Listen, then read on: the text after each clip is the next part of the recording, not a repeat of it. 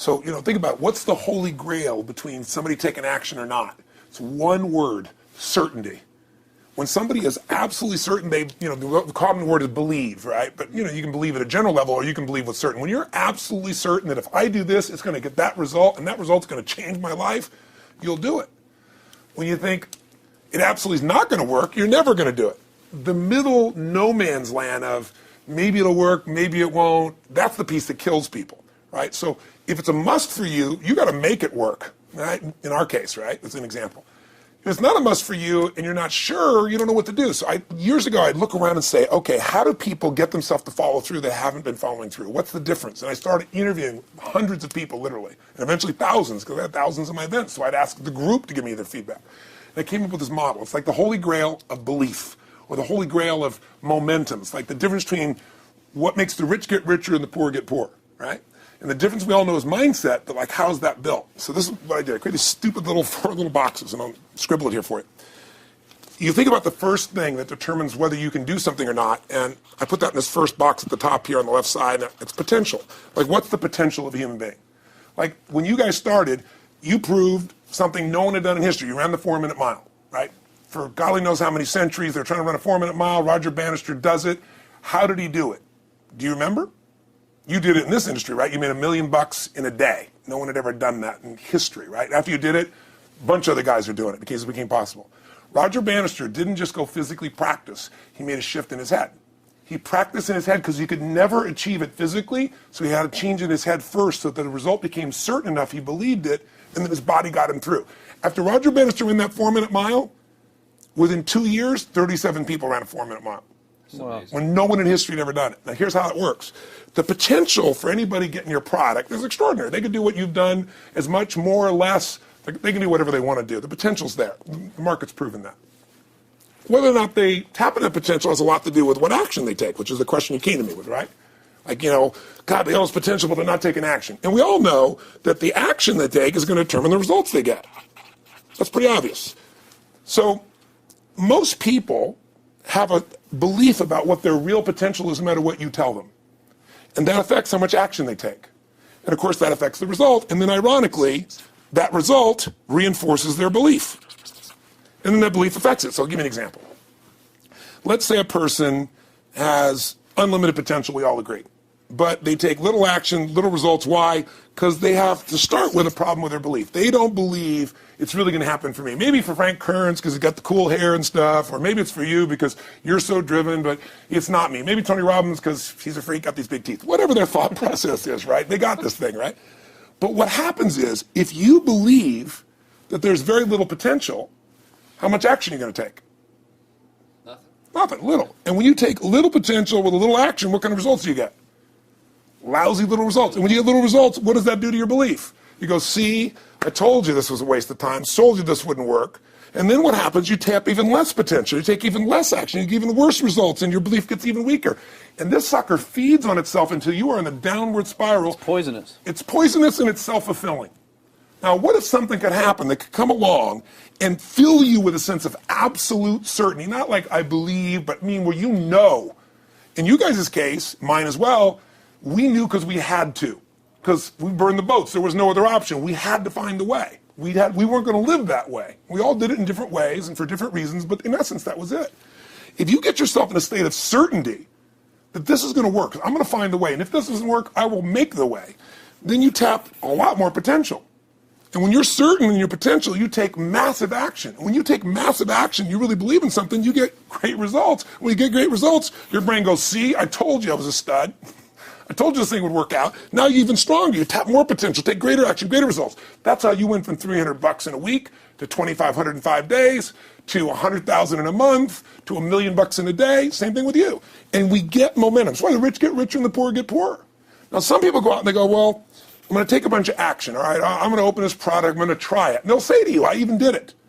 But it's like a salesman who goes and knocks on the door, and he knocks on 100 doors and says, you don't want one of these, do you? Yeah, exactly right. And even if he doesn't say it verbally, his face says it because he doesn't believe it's going to work. So his voice, his body, the execution is so weak. Maybe if he talks to 100 people, somebody's going to buy out of pity. They don't want his kids to starve, right? But he's not going to get the result. So the core difference in people is how do you produce certainty when the world isn't giving it to you? You go out and you try, in your case, you're 100,000 in debt and nothing's working. How do you keep yourself going? The way you did it, the way I did it, the way you're doing it, we may not have done it consciously, is we didn't change our potential, that was there. And it wasn't even taking more action. Taking more action with a belief it's not going to work, it's not going to change anything. We got results in our head that made us feel certain as if it had already happened. True or false for you? True. Right? So give me an example so people know I'm not just making this crap up. Well, I mean, just like when I had nothing, I already knew I was driving like Ferraris and Porsches and stuff because I always wanted those cars. I already knew I was going to have them. It was inevitable. Right. I inevitably, that was just my inevitable outcome. But how did you do that? Did you have a ritual? Did you think about it regularly? Was it one time you thought about it, or was it something you had an obsession towards? I had an obsession towards it. I mean, I used to work at a video store, which was the last job I ever had in my life. Thank God. And I used to go to work almost every day, and I used to bring 2 magazines with me to read on my breaks. Entrepreneur magazine, just to read about business and everything else, to read about what other people are doing, look for role models. And I used to carry an auto trader with me. And I used to look at Porsches that were for sale. Yeah. And people always used to ask me, what are you doing with that Auto Trader magazine? I'm like, well, I'm just picking out the Porsche that I'm going to buy. Right. Which probably got you a lot of crap. I did. People made fun of me. Sure. I actually had a boss at that job tell me, you really shouldn't do that to yourself, John, because it's very, very likely that is never going to happen. That it's very likely that you're never going to have that car. Yeah. That's the kind of belief he was trying to put in my head. And I was like, no, you don't realize that it's inevitable that I will drive here sometime in the near future with that car when I'm not working for you and drop movies off for you to put back on the shelf. And that actually happened. And it was one of the most fulfilling days of my entire life. And the great thing was when I pulled up in this car, I was in my mid-20s, a car that most mid-20s... What kind of car was it? It was a Porsche 911 Turbo. It was a convertible and everything. It was a beautiful car. It was what I always dreamed of having. But, for a few years, I always circled the ads of which ones I was going to buy. Well, when I finally got it and I pulled up at the store, I had all these people, some people that were still working at this $7 an hour job were there years after I left. And I'll never forget this, even the boss and stuff, and the reaction of the people was like, wow, that is awesome. Yeah. Is that your dad's car? And all I said to them was, not exactly. Good for you. And I just smiled and just left. But it was, it's the weirdest thing, but I just knew it was going to happen. But you knew it because I conditioned myself to you did it over and over again. Yeah. When I was in high school, I was not a popular kid, but I was passionate and intense, and I'll never forget. Some particular girls gave me some crap, and a guy too. And I wrote in their journals or their annual yearbook at the end, I wrote, someday, I said, you treated me like hell. Someday I'll be rich and famous, and you'll be an effing truck driver. And you'll be sitting there, I'll be with with this beautiful woman of my life, rich, and you'll be watching me on television thinking, you wish you would have treated me better. I actually wrote this shit in people's annuals because I went to a 10-year high school reunion when people showed me this stuff, great. Right? But it's like, I burned the bridges, baby. I was like, this is how it's going to be. So I'll give you a perfect example of this. They did studies, many have been done at this element, where they want to say, how much does the mind affect performance? So take basketball. And I've worked with a lot of NBA players and turned them around, and one of the problems many of them have is they'll choke on the free throw line.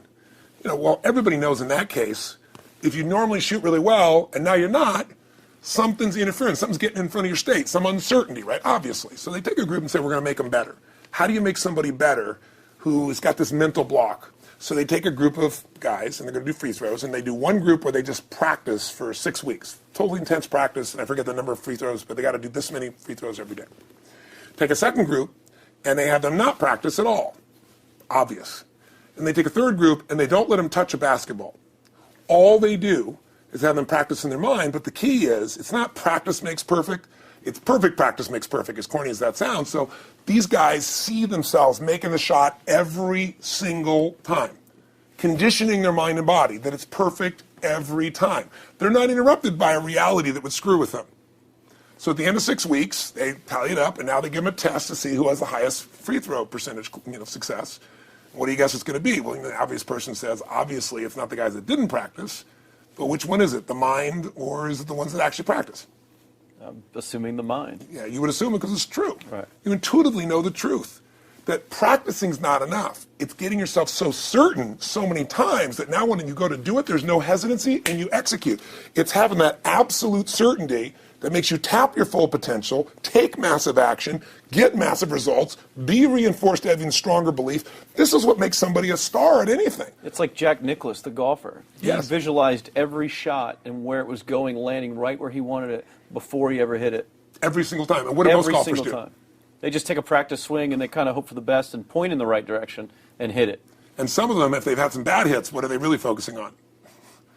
You know, what I don't want to do. Exactly, exactly. And that's the same thing here. You were talking about working in the video store and looking at the Porsches and stuff. I used to drive around in my car, you know, doing the cold calling with the credit card machines. And one way that I would avoid cold calling, the pain of like cold calling and knocking on doors and everything, would be to listen to your stuff and listen to Jim Rohn's stuff. Wow. Just drive around, no particular destination, just to listen to it. And strangely, I still like to drive around. I prefer to listen to that stuff in the car for some Right. reason. It's because it's where you got imprinted. I guess. I mean, it's like, well, I'll just drive up and down the coast and check out the ocean. You know? Yeah. So I would drive around, and I would envision myself holding those types of seminars Wow. and teaching people that kind of stuff.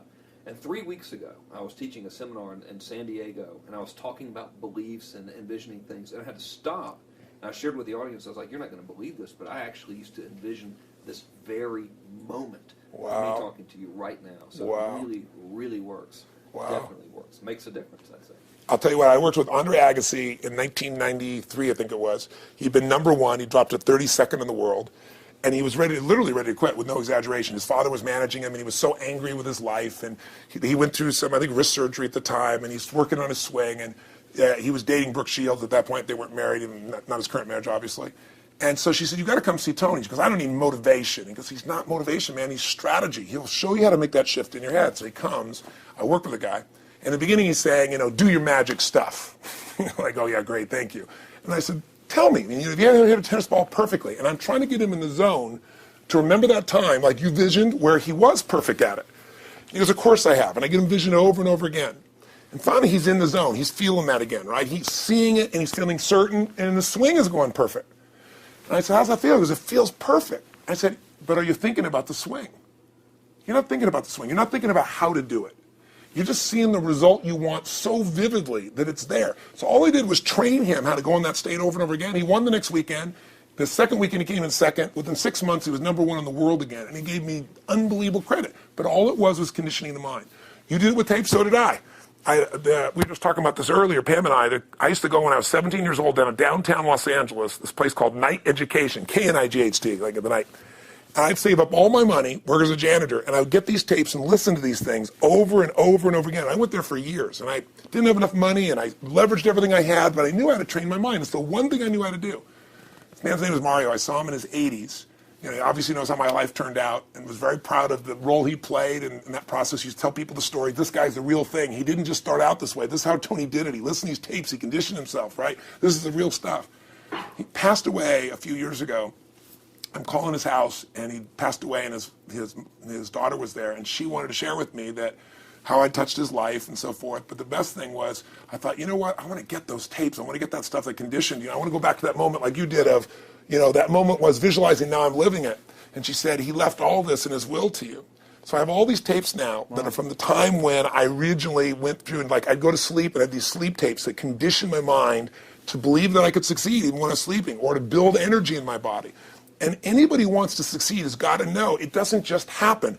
You can buy a product, but you also, with that product, have got to condition yourself. You got to make it a must, and you got to get a ritual. And if you do it, whatever you used to dream about you thought was so huge, you'll just live it. You'll live it like you lived this yesterday. Like we're all living the life that we envision because we had to, and because we played this game with our head. We got the belief to be real by seeing it enough times and feeling it enough times till our brain believed it, and then it made it happen. Which raised the potential, which made us take more action, which got us better results, which raised our beliefs again. That's right. And then that's why the rich get richer and the poor get poorer. So instead of bitching about it, change it.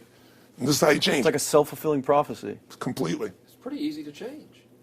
Just that one simple exercise was amazing. I'm still like, holy crap, you know, I wonder what else I can do now. But look what most people do. Most people do the opposite of that, right?